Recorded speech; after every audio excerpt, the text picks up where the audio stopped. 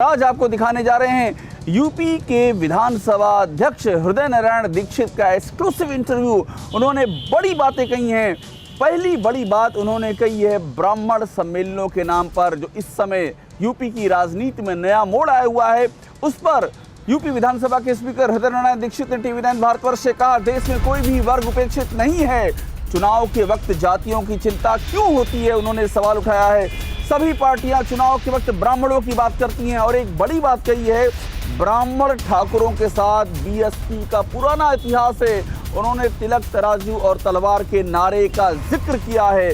उन्होंने खुशी दुबे के मुद्दे पर भी अपनी बातें रखी हैं और कहा है कि वकील के तौर पर केस लड़ना सतीश चंद्र मिश्रा का अधिकार है, लेकिन जाति की भावनाएं भड़काकर राजनीति न की जाए। तो सुनिए यूपी विधानसभा के स्पीकर हृदय नारायण दीक्षित से ये एक्सक्लूसिव बातचीत। कि इस समय हम जिस राजनीतिक फेज में हैं, एक बहुत ही ज़्यादा चर्चा हो रही है कि ब्राह्मण की राजनीति।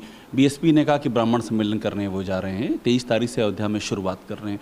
ये जो फेज है, क्या आपको लगता है कि ब्राह्मण वाकई इतने उपेक्षित हैं कि उनके लिए अलग से सम्मेलन करने और उनको अलग से जागरूक करने, उनकी मुद्दे उठाने की ज़रूरत है?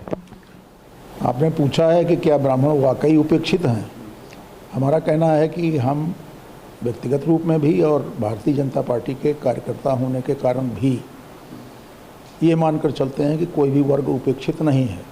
ब्राह्मण को एक जाति मानना, वो भी इलेक्शन के समय, कोई भी दल इलेक्शन के अलावा ब्राह्मण या हम ब्राह्मण ही क्यों, पिछड़ी जातियां और तमाम जातियां, तो ऐसे सभी दल चुनाव के समय ही याद करते हैं कि राजभर उपेक्षित हैं, कि पासी उपेक्षित हैं, कि गडरिया उपेक्षित हैं। ऐसा चुनाव के समय बहुत कहा जाता है और चुनाव के बाद में नहीं कहा जाता। तो जातीय सम्मेलन हैं, जैसे कि ब्राह्मण सम्मेलन बीएसपी करने जा रही है, इसलिए मैं आपसे कह रहा हूँ कि इन जातीय सम्मेलनों पर आपकी क्या राय है?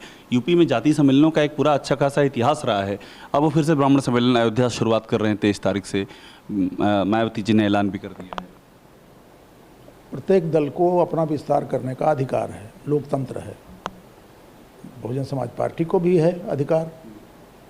अब लेकिन उसका इतिहास बड़ा पुराना है, खासतौर से ब्राह्मण और ठाकुर के बारे में। वो नारे लगा करते थे कि ये तिलक तराजू और तलवार वाले नारे, तो वहाँ से उनका इतिहास है। मैं उनके विरोध में बोलने का अधिकारी नहीं हूँ, मैं विधानसभा अध्यक्ष हूँ। लेकिन इस पर पूरी तौर पर विचार किया जाना चाहिए कि चुनाव के समय ही क्यों सब जातियां अपना अपना परसेंटेज निकालने लगती हैं। आपके विचार में जातीय सम्मेलन ये उचित नहीं है, जातीय सम्मेलन नहीं होने चाहिए?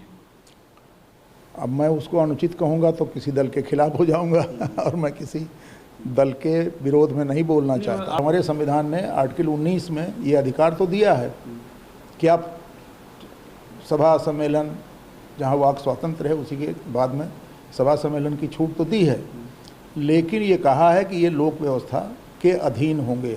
आप ऐसी बात नहीं करेंगे कि जो जाति की भावना बढ़ाती हो, भड़काती हो। नकुल दुबे जी को आप जानते होंगे, जो बीएसपी पूर्व मंत्री रहे हैं, आप अच्छे जानते हैं।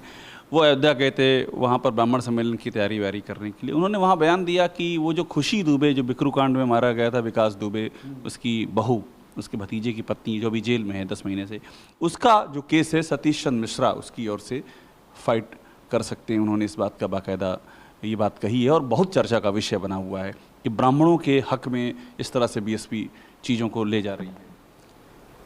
अपने यहाँ अधिवक्ताओं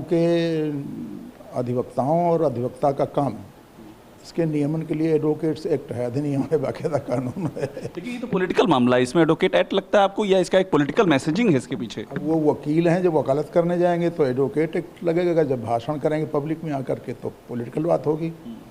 कोर्ट में उनका जाना, हमारे मित्र हैं सतीश मिश्रा जी, आदरणीय हैं, तो कोर्ट में उनका जाना तो अधिवक्ता के रूप में जाना है। हम नहीं समझते कि कोर्ट के भीतर जाकर वो कोई राजनीतिक बात करेंगे या राजनीति चलाएंगे, ऐसा वो कर भी नहीं सकते विद्वान अधिवक्ता। तो कोर्ट का काम तो अधिवक्ता का काम है। बाहर सड़क पर जो अभियान चलाएंगे वो पॉलिटिकल काम है। अभियान चलाते समय उनको ये देखना चाहिए कि किसी जाति, पंथ, किसी की भावनाएं भड़काकर राजनीति न की जाए तो ठीक रहेगा। तो आप सुन रहे हैं यूपी के विधानसभा अध्यक्ष हृदय नारायण दीक्षित का एक्सक्लूसिव इंटरव्यू। उन्होंने कई बड़ी बातें कही हैं। उन्होंने जनसंख्या नियंत्रण पर भी अपनी बात कही है। उन्होंने कहा है कि अच्छी सुविधा के लिए जनसंख्या नियंत्रण बेहद ही ज़रूरी है। जनसंख्या नियंत्रण करना चाहिए, इसका कोई विकल्प नहीं है। मोदी और योगी सरकार ने विकास के काम किए हैं और देश में संसाधन सीमित है और इसीलिए जनसंख्या पर रोक बेहद ही ज़रूरी है। इस समय एक जनसंख्या को लेकर के एक पूरी बहस छिड़ी हुई है। आप लिखते पढ़ते आए हैं, पार्टी में काफ़ी आपकी विचारक की एक छवि भी है। क्या लगता है आपको, ये जो जनसंख्या नियंत्रण बिल की बात हो रही, जिससे कानून बनाने की बात चल रही है, क्या वाकई इसकी इतनी अर्जेंसी है कि उसको इस वक्त लाना पड़ गया? निश्चित रूप में भारत की और विशेषतः उत्तर प्रदेश की जनसंख्या वृद्धि चिंता का विषय है। कम जनसंख्या जब होती है तो उसके लिए क्वालिटी का एजुकेशन, उसके लिए क्वालिटी का भोजन, उसके लिए क्वालिटी के सेवाएं, अच्छी रेल सेवाएं, अच्छी परिवहन सेवाएं, ये कम जनसंख्या में आसानी से चलाई जा सकती हैं। क्वालिटी की शिक्षा, क्वालिटी की स्वास्थ्य सेवाएं हम नहीं दे पा रहे हैं और यह कार्यक्रम अभी आज ही सोचा गया है, ऐसा नहीं। 1975, 73 और 75 के बीच जनसंख्या नियंत्रण का राष्ट्रीय कार्यक्रम चल रहा था। उस कार्यक्रम में जब ज़बरदस्ती होने लगी, बहुत लोक कल्याणकारी कार्यक्रम, राष्ट्रीय कार्यक्रम जनसंख्या नियंत्रण का, वो बदनाम हो गया उस समय। अभी आपको क्या लगता है कि क्या केंद्रीय स्तर पर ज़रूरत है कि जनसंख्या नियंत्रण का कानून लाया जाए? विचार अच्छा है, इसलिए राज्यों द्वारा लगातार अपनाया जा रहा है और हर हालत में जनसंख्या नियंत्रण करना ही चाहिए। इसका कोई विकल्प नहीं हमारे पास। कोई अगर ये कहे कि संसाधन हम बढ़ा लेंगे, तो संसाधन आप बढ़ा लेंगे, लेकिन भूमि तो उतनी ही है, भूमि को बढ़ाया नहीं जा सकता। पर राजनीतिक पार्टियां तैयार नहीं हो रही हैं। देखिए, ये बड़ा आपस का विरोध है, विभेद है आपस का। इसका क्या आपको रास्ता दिखता है? पार्टियां तैयार नहीं होंगी, दूसरी पार्टियां? राजनीतिक पार्टियों को तैयार इसलिए होना चाहिए कि ये मामला किसी वर्ग का, किसी जाति का, किसी संप्रदाय का नहीं है, उससे उसका कोई संबंध भी नहीं है। जनसंख्या नियंत्रण तो राष्ट्रीय आवश्यकता है और जो राष्ट्रीय आवश्यकता है उसमें प्रत्येक दल को, प्रत्येक समूह को, प्रत्येक गैर राजनीतिक दल को, प्रत्येक सामाजिक सांस्कृतिक संस्था को लोकमत बनाना चाहिए। और यूपी विधानसभा के स्पीकर हृदय नारायण दीक्षित ने जातिगत सम्मेलनों पर भी बात कही। उन्होंने कहा है कि बीजेपी कभी भी जातिगत सम्मेलन नहीं करती है। बीजेपी जाति व्यवस्था और बंटवारे के खिलाफ उन्होंने बड़ी बात कही कि 2017 में बीजेपी अपनी विचारधारा पर चुनाव लड़ी थी और बीजेपी के लिए 2020 का चुनाव जीतना कहीं ज़्यादा आसान है, क्योंकि 2017 के मुकाबले समाजवादी पार्टी 2022 में ज़्यादा कमज़ोर है।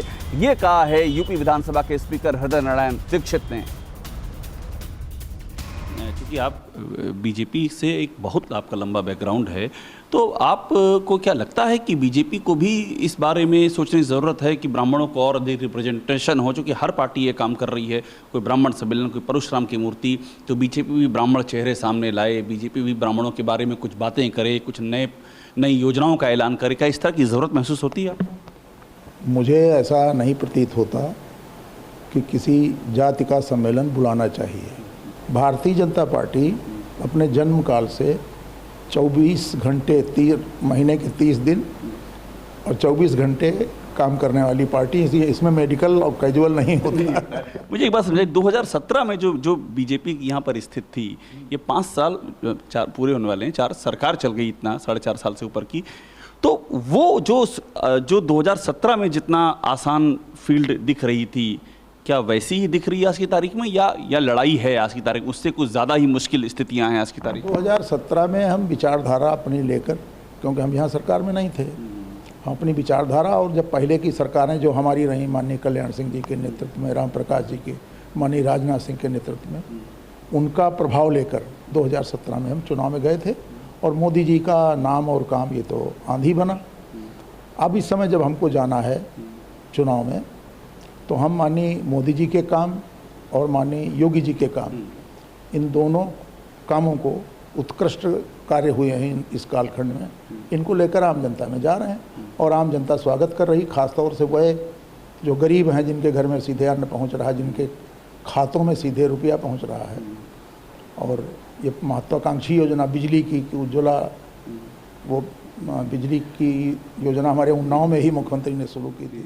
इस सवाल को थोड़ा सा और आसान करके पूछूं, जो 300 पार कर गई थी बीजेपी, वो स्थिति आज दिखती है या थोड़ा सा स्थिति आपको लगता है कि टक्कर वाली स्थिति होगी? टक्कर वाली नहीं है। जब पिछली बार चुनाव हुआ था तब समाजवादी पार्टी ज़्यादा ताकतवर थी। अब समाजवादी पार्टी की गतिविधियां और सक्रियता कहीं दिखाई नहीं पड़ती। परवाह देश की, सोमवार से शुक्रवार रात 10 बजे TV9 भारतवर्ष पर।